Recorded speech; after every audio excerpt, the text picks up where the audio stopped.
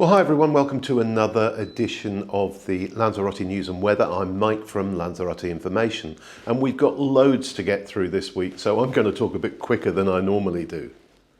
Now, the biggest story, which will be coming up very shortly, is the bomb scare on an aircraft inbound to Lanzarote from Cardiff, but we'll also be talking about the first president of the islands, tax breaks for companies building properties for long-term rental, a double engine failure on the La Graciosa ferry, and much more.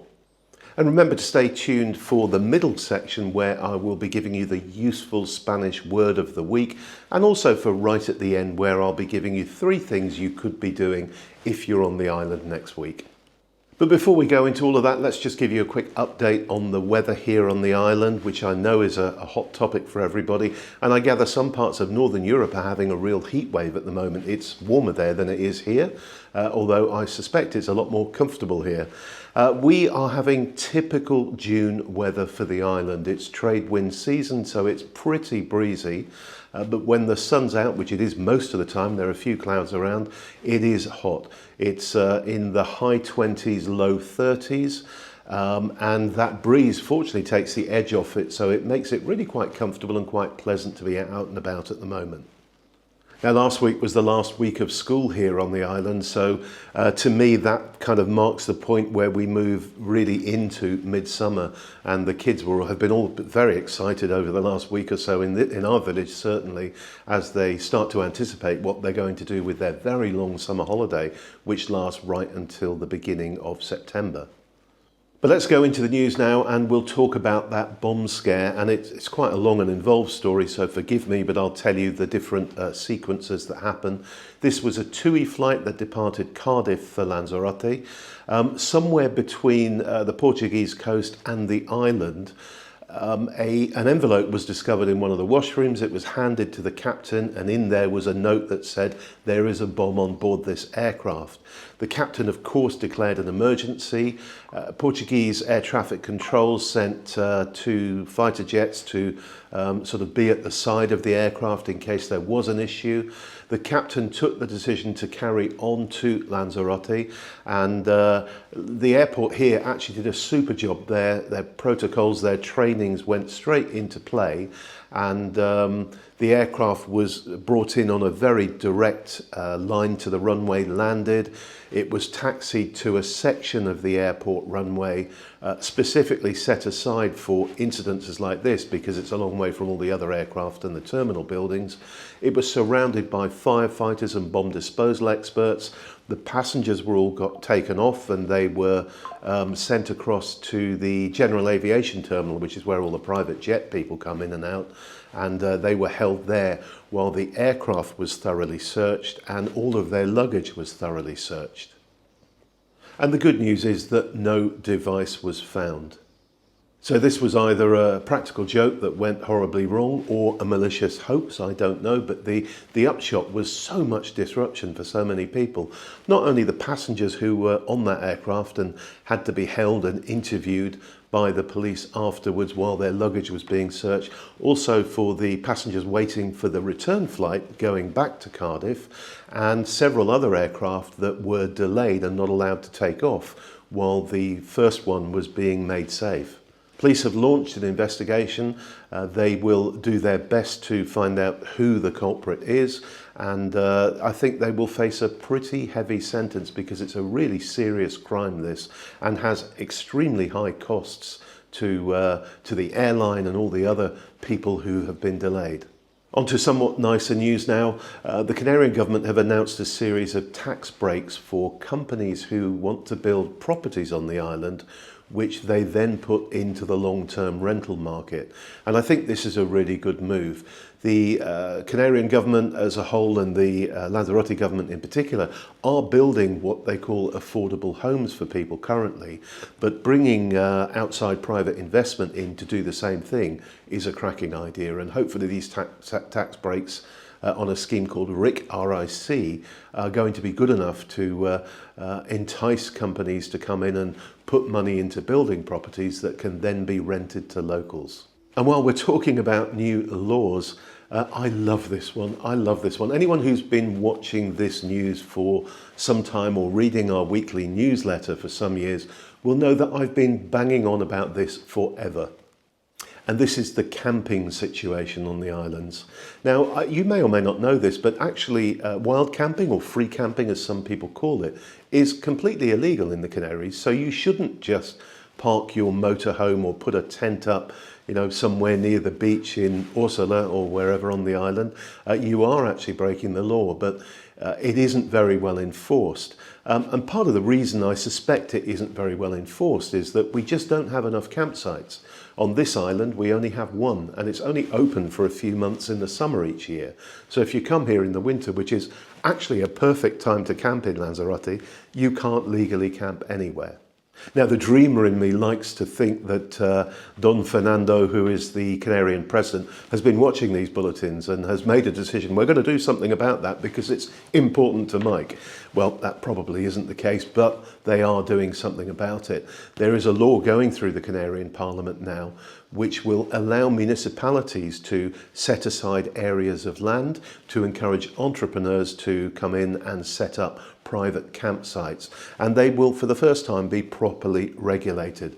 They're going to have like a star system like they do with hotels. So a 5-star campsite might be one with immaculate showers and a bar and a television room and all of that, and maybe there'll be more basic 2-star campsites as well, where you're kind of left to your own devices very much. But whatever, I think it's a great idea. I think it's essential that it is properly regulated. And one of the provisions in this new law is much higher penalties for wild or free camping. So I hope that goes through. I hope it goes through quickly and the municipalities start acting on it straight away. So next up, that double engine failure on the La Graciosa ferry. And this was a ferry that departed from Lanzarote at 4 o'clock on Thursday. And it got into the Rio, the section between the two islands, and then suffered a double engine failure. I heard a local lady, a lady from La Graciosa, saying she's lived on the island for 40 years and she's never known a ferry suffer an engine failure before. The captain radioed into Caleta de Cebo in La Graciosa. They sent another ferry over which took it under tow and brought it into port. So everyone was fine. There wasn't a big issue, but it was quite a big story and was a little bit scary. Apparently, when the two engines failed, sirens started going off immediately on the boat. So there's some sort of automated system that kicked that off. Now, it's easy to forget when you live in Spain and you know Spain that it's a very, very young democracy.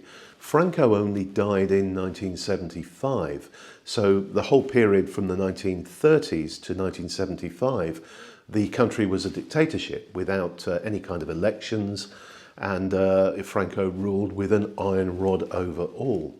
That changed when he died and the monarchy was restored and the country moved to go to become a proper democracy. And it took them a few years to get to the point where they had all the systems in place and voting machines and all that kind of stuff. So the first democratic elections were in 1979, and that was when Lanzarote's first president of the Cabildo was voted into place. His name was Antonio Lorenzo Martin, and Don Antonio, it was a pretty tough job, and he only did one term, but for 4 years he did a good job, because can you imagine moving into that situation where all of your colleagues, all of the councillors, all of the ministers have never been politicians because there weren't politicians under Franco's time. So everyone was learning a completely new job.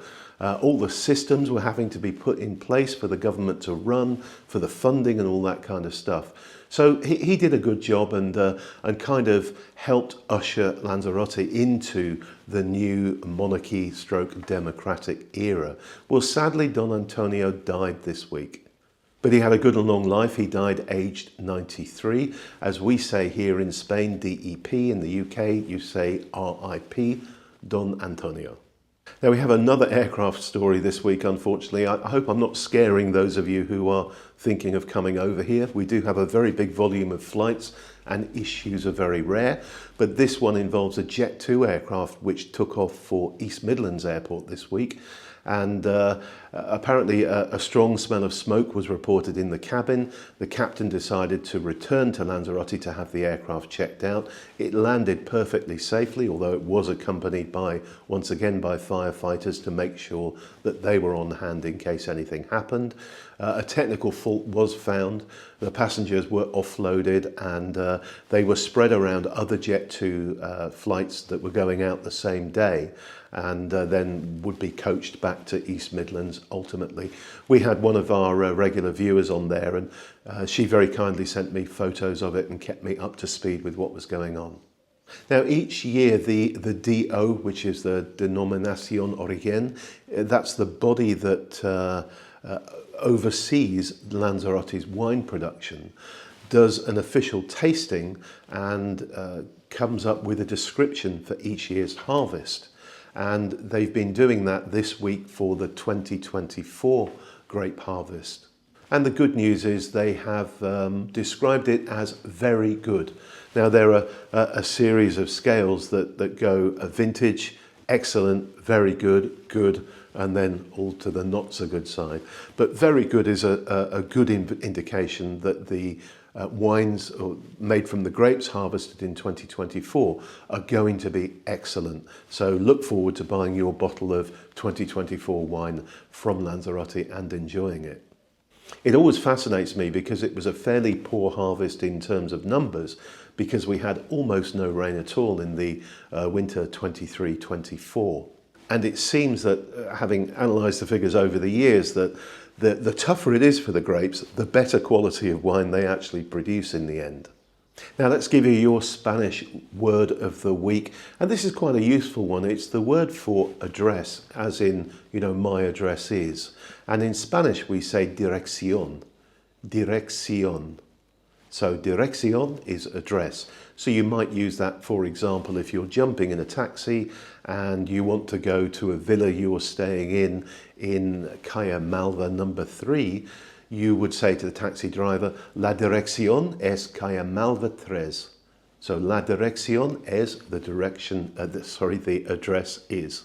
And if you want to ask somebody the address, if they're describing a place to you, perhaps a restaurant that they're saying you really should go here, you can ask them what the address is by saying, ¿Cuál es la dirección? ¿Cuál es la dirección? So dirección is the Spanish for address.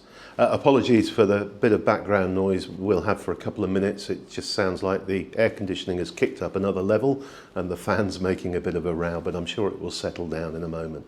Now, an interesting story from the Balearic Islands, and this is being very closely watched by the people of Lanzarote. They've instituted a new law over there. The Balearics, by the way, are Mallorca, Menorca, Ibiza and Formentor. And the law they've enacted is to stop all new holiday homes being given letting licenses. And that pretty much takes immediate effect over there. And you'll only be able to apply for a new license when one drops off the register. So this is effectively the moratorium that the anti-over-tourism protesters here have been asking for in the Canaries for some time. Just stick the numbers to where they are while you sort out what you're doing about everything else. So the Balearics have done it. They do have a big issue with over-tourism as well, and it's complicated or made larger, if you like, by the fact that they have a season. Basically all of their tourism takes place in the period from May to about October, whereas at least ours is spread over throughout the year because the weather's so good here in the winter months. The other proviso in this law that I quite like is that they are putting local government funding into restoring older apartment complexes which are no longer in use and any other buildings which are no longer used, in order to create rental housing, long-term rental housing for local people. A lot of local papers here are saying we should use this as a template for the Canaries, so I don't know whether the politicians are listening, but if they are, I think it's a really good idea. Now, two more pieces of news before we go on to the three things you could be doing next week. And the first of those is that the wine run last weekend was a massive success again. Julie and I went along to it. We always really enjoy this event. We did the very first one actually. I don't think we've done them all because we haven't always been on the island, but we've certainly done the vast majority of this annual event, which to me is the best of Lanzarote. Around 2,000 people rocked up. The president of the Cabildo, Don Oswaldo, was there. He actually competed as well, so he was part of it. Some people did a 23k run, others a 12k run, and the rest of us, including Julie and myself, did a 12k walk. And we did it with some friends and just enjoyed strolling through the wine region, through parts where you can't normally visit because it's private land. And along the way there were musicians playing their instruments, there were little stalls by the bodegas giving glasses of wine out and water and little tidbits to eat. And then finally at the end there was the huge tent in Uga where local restaurants were selling their wares and all the bodegas were there displaying their wines and selling their wines, as well as a terrific band. I was really impressed with these guys, and I wish I could remember the name. Julie will remember it and remind me, who were giving a live concert in the afternoon while we were there. So congratulations, about 2,000 people did it. Congratulations if you were one of them, and certainly consider signing up for it next year because it's a great, great day out. And finally, in the news, while we're talking about sporting events, registration has opened for the swim from Lanzarote to La Graciosa. It's an annual swim. It's called the Travesía al Nado. So it's the crossing of the river, as we call it, El Rio, between Lanzarote and La Graciosa. It's a great event, an annual one. Again, we've done it many, many times. Registration opened on Friday. It may be sold out by the time you see this video, but if it isn't and you fancy it, I'd recommend it. The swim's great fun, as long as the current's not too strong, but the party afterwards is well worth attending. So, three things you could be doing if you're on the island next week, and the first of them is on Saturday the 21st. So for many of you watching this, that's today. For our newsletter readers, they get this video slightly earlier. And this is a tribute concert, and it's in the amphitheatre part of Playa Las Cucharas in Costa Teguise. And it kicks off at 6 p.m. on Saturday, and that section is right on the beach of Playa Las Cucharas. So if you go to the main beach in Costa Teguise, walk along the promenade, and you'll get to a bit where there is a kind of amphitheatre behind the Centro Comercial there. And there are two acts playing there. The sound quality there can be really, really good for outdoors. The first of the bands is called Zoo TF, and they are a tribute to U2. And the second band is a tribute to El Canto del Loco, which is a very well-known Spanish band. So that's 6 p.m. on Saturday the 21st. Now, it's the weekend that has the longest day of the year, the summer solstice. And in Spain, it's a really important time of year. It's all about fire and it's all about purification. And it's also Fiesta de San Juan here, the Feast of St. John.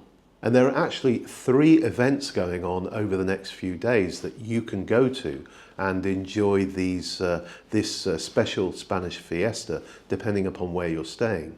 Now, all of them will have live music and entertainment, and all of them will feature big bonfires that are worth watching. The first of them takes place in Arrecife. These are all on Monday the 23rd. You won't be able to go to them all, so pick the one nearest to you and go to it. The one in Arrecife takes place at the old fairground, the Recinto Ferial, which is near the Cabildo. And they've got several live acts planned.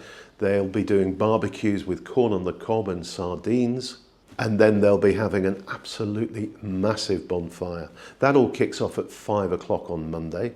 The next one is in Playa Honda, also on Monday. This one starts at 5:30, and the public will be able to enjoy, and I'm reading from my iPad here, magic events, balloon twisting, inflatables, workshops, and then the traditional burning of the bonfire. It starts at 5:30. There'll be live music from 8 o'clock, and the bonfire will actually start at 9:30. So that's in Playa Honda, on the beach in the area of Caia Cordel. And yes, there's one in Puerto del Carmen as well, which will take place at Playa Chica, on that sort of bit of ground at the side of Playa Chica. This one starts a little bit later. It actually kicks off at 9 o'clock, and it will start with the bonfire, and there will be a barbecue around that. And then from, I believe it's 11 o'clock. Yep, from 11 o'clock onwards, there'll be a concert given by the Quartet of Conejeros, which are a really good four-piece band stroke orchestra based on the island. So there you go, that's the news, weather, the useful Spanish word, and 3 things you could be doing next week. Sorry about the speed of it, but I just needed to try and get everything in for you. I hope you've enjoyed it. If you have, please give us a like. If you haven't already subscribed, we'd really appreciate it if you'd do so. Thank you so much for watching. Have a great weekend. Bye for now, everyone. Bye.